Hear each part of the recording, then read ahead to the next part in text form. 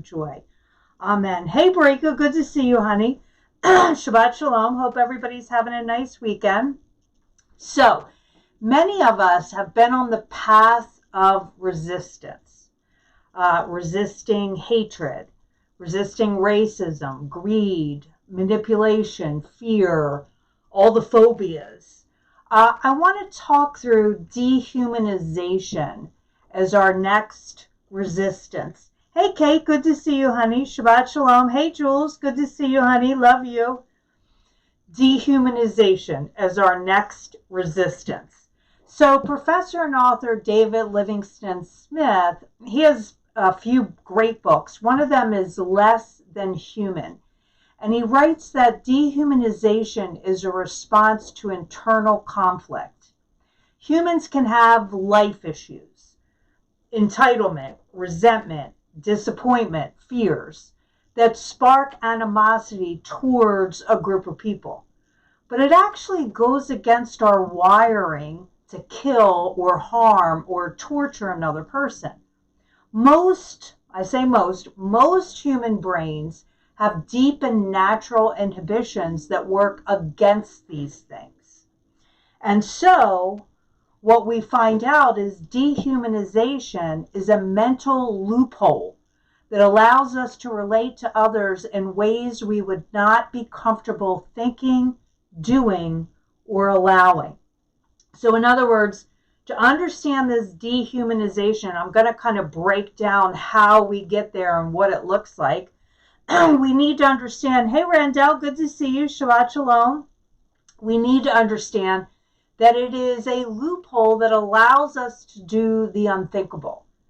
Dehumanization is a process.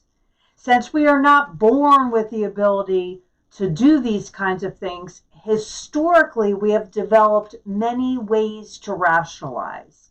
Everything from, in times past, a pre-war mind-altering ritual, sometimes using hallucinogenic drugs.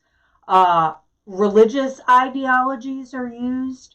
Desensitization from visuals. In other words, a person has shown the same image over and over to desensitize them. Even gaming repetition is used. People play the same game, as well as constant messaging that is focused with obsessing on the threat. These are just some of the things that enable humans to be able to view others as subhuman. Dehumanizing often starts with an enemy imagery. Hey, Catherine, good to have you with us. Shabbat Shalom. Hey, Glenn, great to see you, honey. Love to you and your family. As Brene Brown writes, dehumanization has fueled innumerable acts of violence, of human rights violations, of war crimes and genocides. This mindset enables humans to kill, enslave, steal, imprison, and torture others. End of quote. So let's look at the story of Joseph in the Bible. It shows us how this dehumanization works even in families. So Joseph's brothers are entitled to their father's affection, his possessions, and his power. This is what they believe. They resent Joseph because he has what they think they deserve. So therefore, he's stealing what is theirs. And they resent him. And then they hate him. And then he becomes their enemy. Then ultimately, they dehumanize him. When they get him alone in the desert, they talk of killing him. In Genesis 37:19 through 20, it says, "Here comes that dreamer," they said to each other. "Come now, let's kill him and throw him into one of these cisterns and say that a ferocious animal devoured him. Then we'll see what comes out of his dreams." So imagine this is brothers saying this about their brother. The oldest brother, Reuben, says, wait, let's not kill him.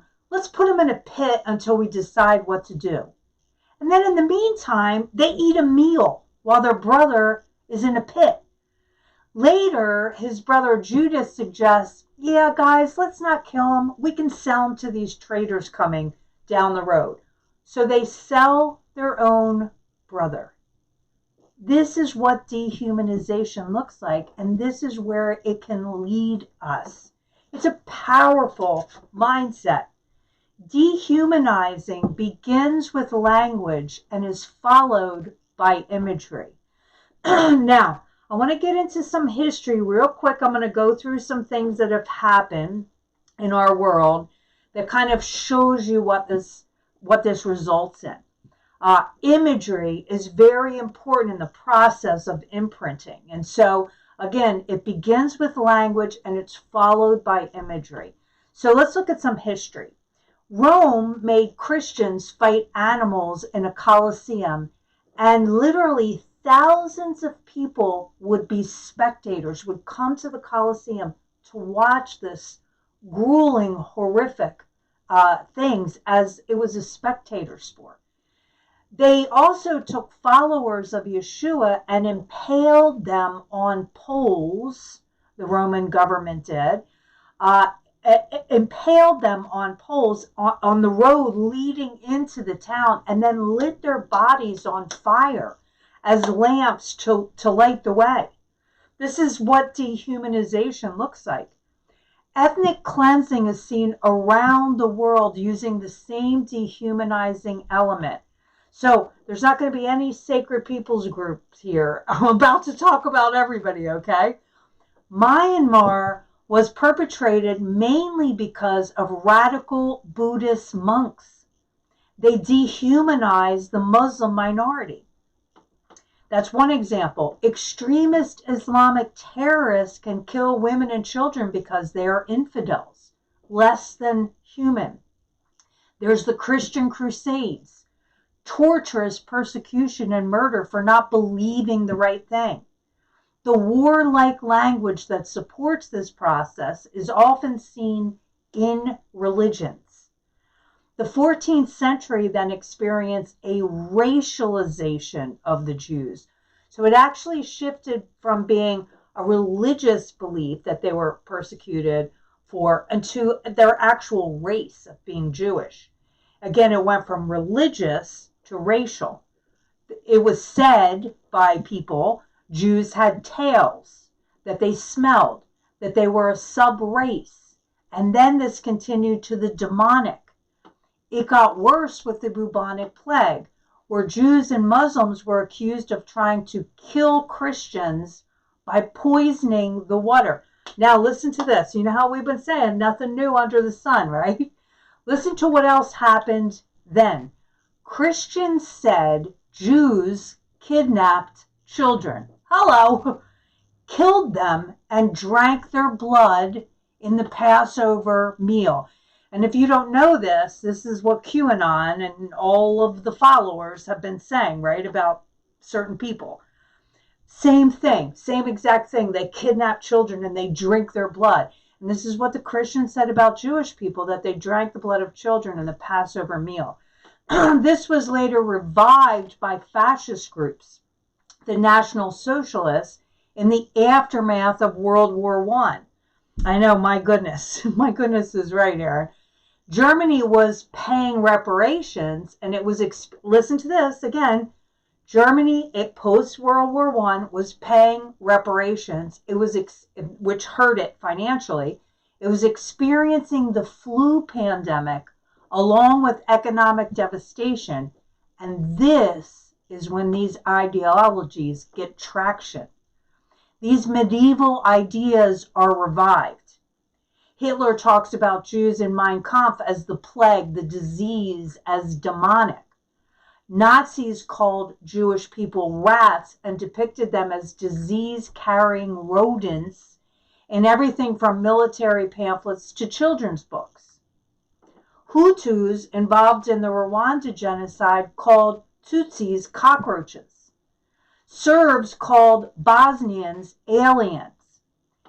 In the United States, indigenous people were often referred to as savages. Slave owners throughout history considered slaves to be subhuman animals. white America would not only have lynching in the dark, which we know about that and we've seen that, but what we may not have connected to is the fact that there was lynching in the light, in the daytime, publicly, called spectacle lynching, where Black people were tortured for hours with bodily mutilation and often lit on fire, and thousands of people would come with their whole families to witness this. Sometimes actual trains would be rerouted to bring the people who wanted to see this event. One scholar compared this to rituals of human sacrifice. These were described as barbecues in the Southern press at the time. Black men were called beasts, monsters, and demons. Now, this is criminal, although no one ever seemed to be charged with these crimes. To kill another human being is very difficult for most humans. It affects them for a lifetime. So dehumanization is a neuro way, a brain way that short circuits this brain pathway. Smith writes, dehumanization isn't always in the service of slaughter, it's also the handmaid of oppression. We find its blood-stained fingerprints all over chattel slavery.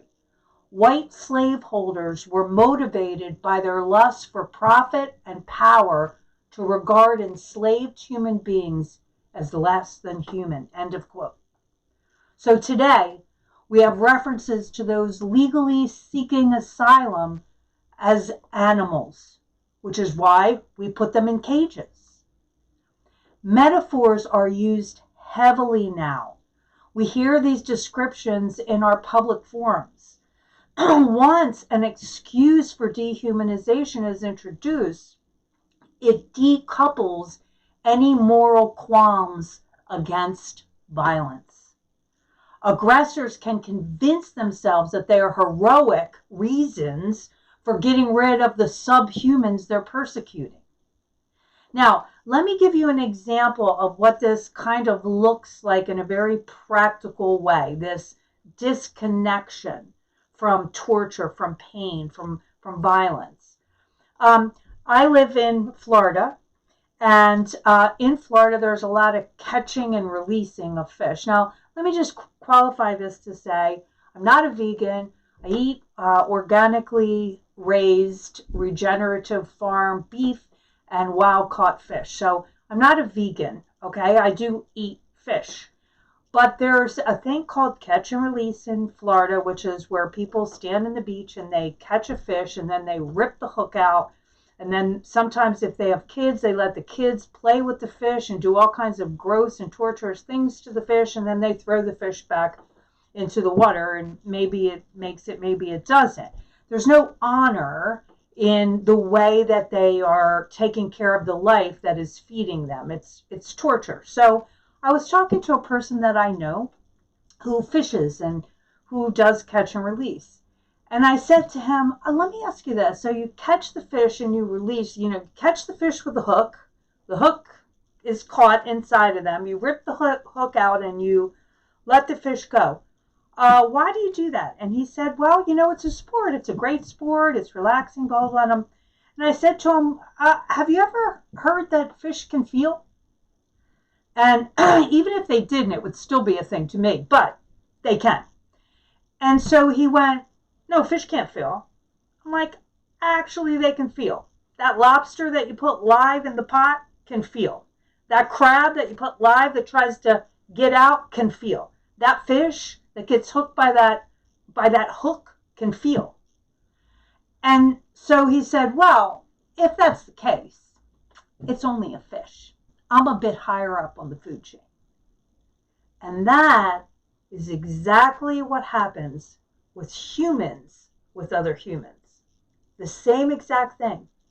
Even with confronting the issue, they'll say, well, I'm a little bit higher on the food chain, which is how they can get away with it. Hey, Anitha, good to have you with us. So often in dehumanization, the term monster is used. Now, I have to admit, I'm going to challenge us to not fall into this dehumanizing thing. But I've used the term monster from, everybody from Trump to Barr to, Mitch McConnell. I've used that term monster over and over and over and over again. Okay? So, but when we say it, it brings a kind of dehumanization, which is problematic. So let's look at, I don't know if you've ever heard of someone called Noel Carroll. He's a very interesting philosopher, and in his writings about horror fiction, he asks what makes a horrific monster. So again, he's a philosopher. He's writing about horror fiction, and he asks what makes a horrific monster. And you see the two things that he says makes a horrific monster here. So number one is there's a physical threat. He says there's two characteristics to a horrific monster. The one is a physical threat. Now, the physical threat is it wants to kill you and your loved ones. But when we think of a bear, and a bear in the woods may want to kill me and my loved ones, I wouldn't necessarily call a bear a horrific monster, right? Which is why he says that there's two things connected with a horrific monster. The first is the physical threat. The second is a cognitive threat. Now, when he says cognitive threat, he doesn't mean like someone can hurt you in a debate, okay? But rather, we can't seem to make sense of it. We can't logically make sense of what's going on in the person. It transgresses what we know to be true. Hannibal Lecter from Silence of the Lambs, right, is a horrific monster because he can have a conversation with you, but what he does is unimaginable. It violates the natural order. So we can look at a person with dehumanization, with making them a monster. We can look at them. They look human, but wait, they're not human. They are this horrific monster because we cannot comprehend enough even to explain. And this is what happens with dehumanization. Have you found yourself dehumanizing? And really, this came out of, I was just doing it so much. And all of a sudden I realized, oh my gosh, wait, this is not good. This is not healthy. So give me a thumbs up if you really felt yourself dehumanizing the dehumanizers. Let me see a thumbs up if this has been in your wheelhouse lately. So let's look at some words that Yeshua spoke in Matthew 23:24. He says, blind guides, straining out a gnat, meanwhile swallowing a camel. So Yeshua is talking about some religious zealots here who thought that what they were doing was good. And this is what's called a Hebraic parallelism, which is just a beautiful way to talk and to teach. And these two words actually rhyme in Hebrew. But both camels and gnats are unclean. So when Yeshua says, Jesus says, you strain out a gnat, meanwhile you swallow a camel. Both of those things are unclean. They're not lawful for Jewish people to eat under the law, right? So they don't want to eat either one. But what his point is that you're focusing on the gnats. So the gnats would lay eggs in fermenting wine, which was in big barrels they would keep the fermenting wine in. So because eating these gnats, eating these wine gnats was unclean, they were very concerned about the little things that they couldn't see. And so they used all these filters to filter out wine so that they wouldn't eat or swallow a gnat. And Yeshua says your concern about this is a little misguided when you're literally gulping camels, which are huge. So again, Yeshua says this is not a good thing. In fact, you are missing big, important things while you're worried about smaller but important things. Are you following me here? It's a warning. So here's what we need to recognize. Here's what we need to know. If you are fighting evil,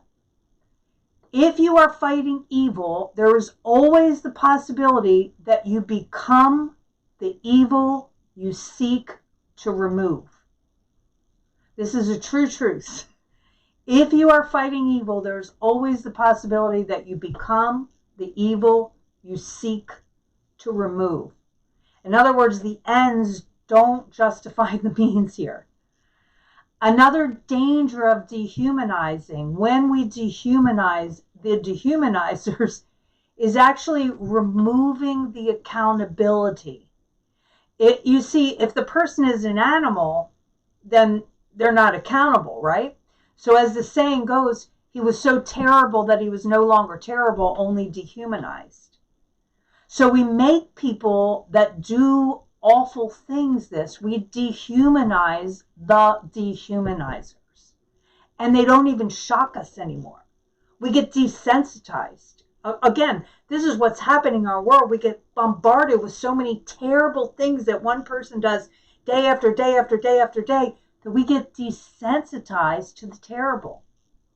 If we just say he's the devil, we remove the ability to be able to look beneath. If we remove the humanity and to see how this could happen in our society, we need to think Hebraically, which means story, which means layers. And we can't do that when we become the thing that we're trying to change. Now, I want you to know this. Let's see Randall's quote. Aaron says, Aaron says, Julie says, totally me. Okay, let me catch up. I've definitely been doing that. Aaron says, yep, I'm having a hard time undoing it because both criteria feels like it applies. Yep. Jim says, same here. And Randall says, I try to pull back from dehumanization by referring to the act as opposed to the individual. Yes, and that's what we're going to touch base on at the end, Randall. That's where I'm going with this. Yep. Jim says, Randall, I really like that approach. Randall's filled with wisdom with this. No question. Hold a person accountable as opposed to demonizing. No bueno. Yes, as Carl would say. No bueno. Absolutely. So again, when I am going to be talking through a lot of the issues that we're living in right now, and one of them is a spiritual quotient, in other words, where we're at spiritually and growth and all that. And hopefully what I'm hoping that we can do, I'm also going to talk about delusional thinking and conspiracies and how people can fall into that. What I'm hoping is that as a collective that we can come together and get an understanding of why this happened, of how this can happen, of how we need to resist it, but also at the same time, we need to be very careful that we don't become it just on the other side of the fence, right? That's the danger with this. And again, that's the camel that we need to not gulp. Jules says this feels so grounded. Yes, because you definitely feel the weight of it. So, and I think that some people, they're feeling the weight and then they say, oh, maybe I shouldn't be so hard or maybe I shouldn't be so judgmental. Hey, there is some BS going on right now and we need to confront it. But we don't disconnect from the humanity as we're doing this. So how do we do this? Again, tonight is just kind of the beginning. We're going to talk through all the factors that are involved in this. I was talking to my sister and we were talking through some of it, and I said, you know what I would really love is to do like a 4-hour seminar so I could put everything in one place. But we're going to spread it out. We're going to do little bits at a time. We're going to let it sink in. We're going to think about it. We're going to process it. We're going to apply it. And then we're going to come back and look at another element in it. So it's going to be a good journey. So what do we do with these areas? So number one, we must look in the mirror that this holds up to us. We must look in the mirror that this holds up to us. The thing is that we are part of a society. And when something goes on in the society, it very rarely happens in a bubble. This has been a long process. And I'm going to talk about how this happened when I talk about delusion and all the things that have happened in all of us over years, even way before the last 4 years. We've been kind of heading in this direction. So we must look in the mirror that this holds up to us. So when we see these dehumanizers that are stripping people of their humanity so that they can do atrocities to them, we need to understand our history and get rid of this exceptionalism, whether it's the exceptionalism of Christianity or the exceptionalism of the United States. When we do that, that allows for us to understand what is possible for humans to do. And it allows for us to be accountable for it happening and move forward with this insight. Hello, this is very, very, very important. We don't just look away from it and say, oh my gosh, these people are terrible people, we've got to stop them. Why did this happen? And what part do we all play in it? And how can we make sure that this does not happen again? Because again, as I just read through all the history, not only of the world, but of the United States, this is nothing new. We as humans have done this, do this, and we have to understand how to break this cycle. And number 2, we must not forget, and this is very important, we are vulnerable to practice dehumanization ourselves. And I get why that is. I completely get, I just made the camera go a little wonky. Got a little too quick. We completely forget that we can do the same thing as the people that we're upset with. And the reason for that is obvious. It's because we see hateful, ugly, awful things happening, and it's literally assaulting our hearts. I get it. But we must not forget we also are vulnerable to practice this dehumanization, and we do it. We dehumanize the dehumanizers. We must check ourselves and call out dangerous speech in our own group as well as others' groups. Remember, in the beginning, we talked about that this starts with language and visuals, imagery. Language and imagery. So it's important that we call that out in ourselves, in our own groups, and in the other groups. Rehumanizing is a term that's often used. And it starts in the same place dehumanizing starts, with words and with images. Now, let's talk about the behaviors.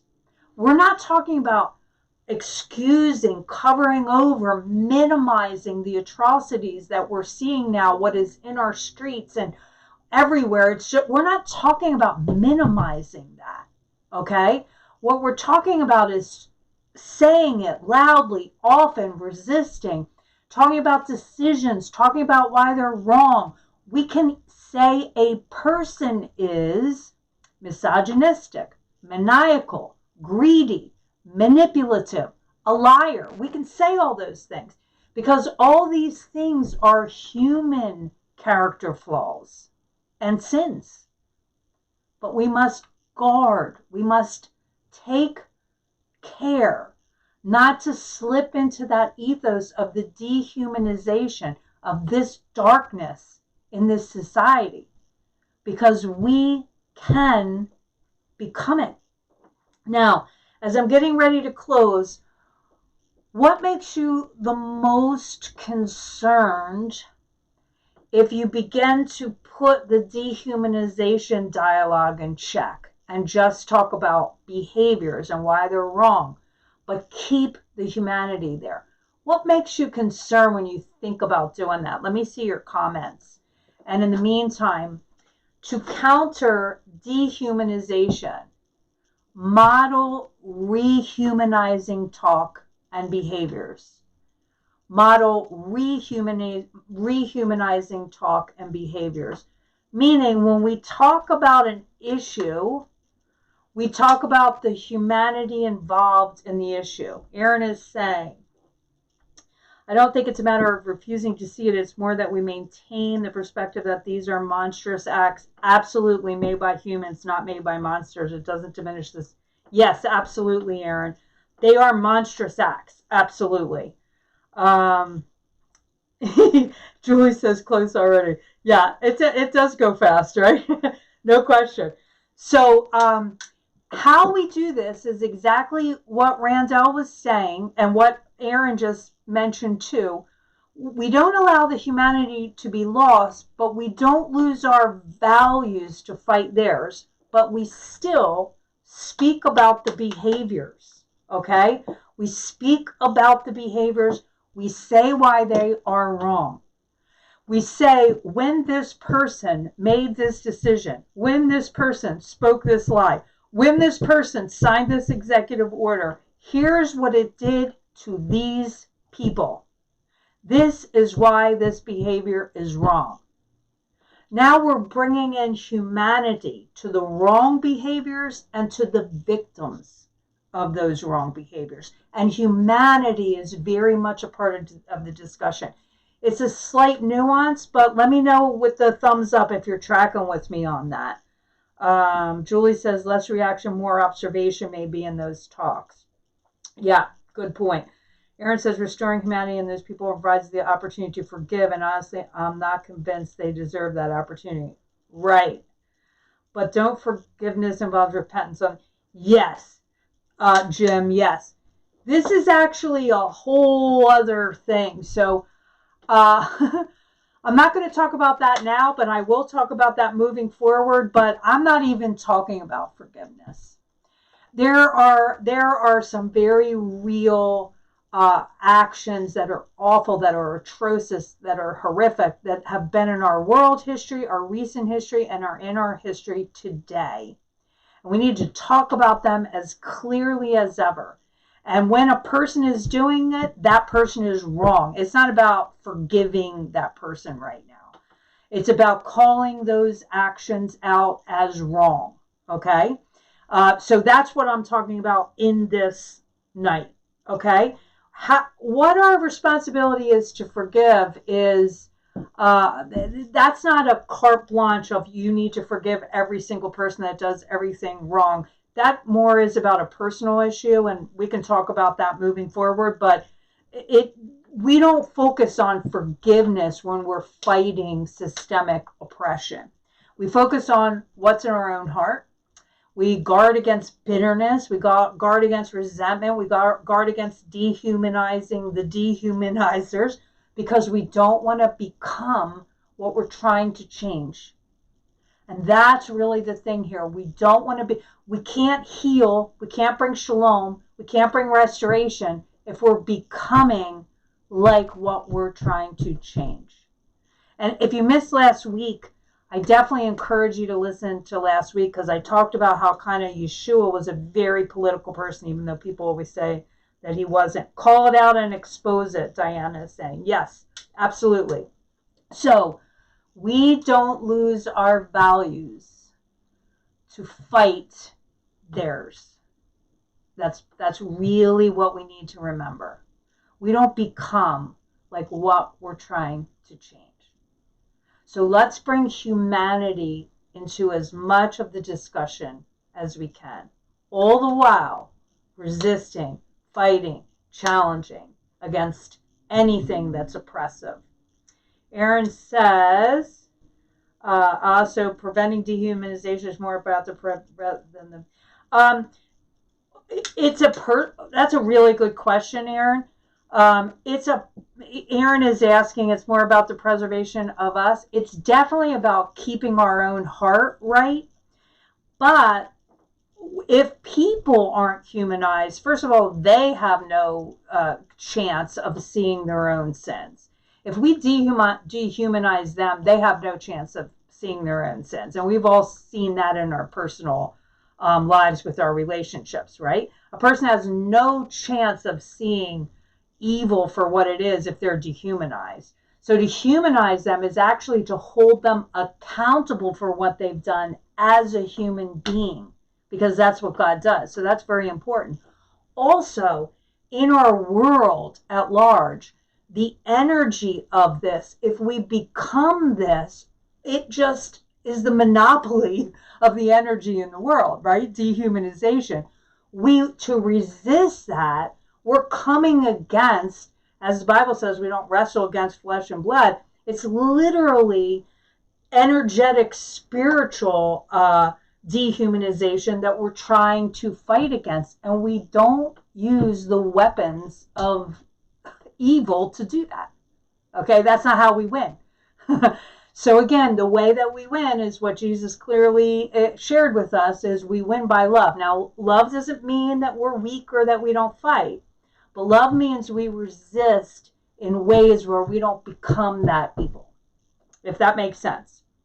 Okay, so let's end here for tonight.